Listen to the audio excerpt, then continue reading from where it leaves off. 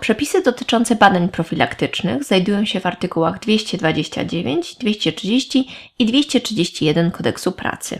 Przepisy zobowiązują pracodawcę do objęcia profilaktyczną opieką lekarską swoich pracowników.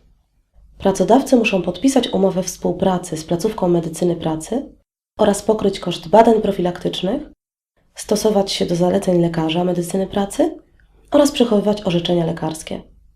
Są 3 rodzaje badań lekarskich. Badania wstępne. Przechodziłeś je przed zatrudnieniem w obecnej firmie.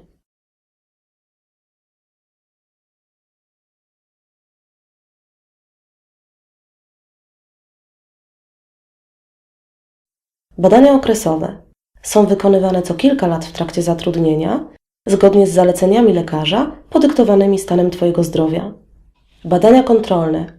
Pracodawca musi wysłać Cię na nie przed Twoim powrotem ze zwolnienia chorobowego trwającego ponad 30 dni.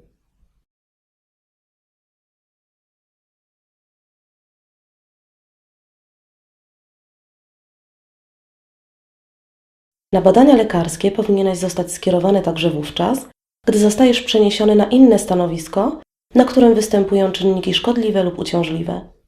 Z tytułu badań lekarskich pracownikowi przysługują pewne prawa. Po pierwsze, okresowe i kontrolne badania lekarskie przeprowadza się w miarę możliwości w godzinach pracy.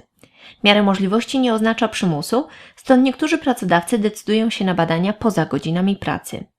Za czas niewykonywania pracy w związku z przeprowadzanymi badaniami pracownik zachowuje prawo do wynagrodzenia.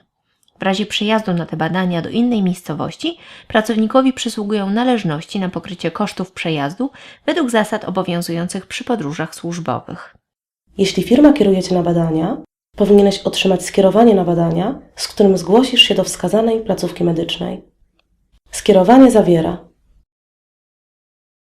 zawiera określenie rodzaju badania profilaktycznego, jakie ma być wykonane, określenie stanowiska pracy, na którym pracujesz bądź masz być zatrudniony, a także informacje o występowaniu na stanowisku pracy czynników szkodliwych dla zdrowia lub warunków uciążliwych oraz aktualne wyniki badań i pomiarów czynników szkodliwych dla zdrowia wykonanych na tych stanowiskach.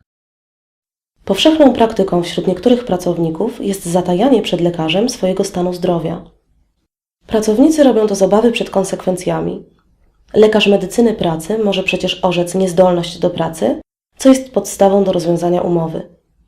Takie postępowanie szkodzi tak naprawdę wszystkim, włączając w to pracownika.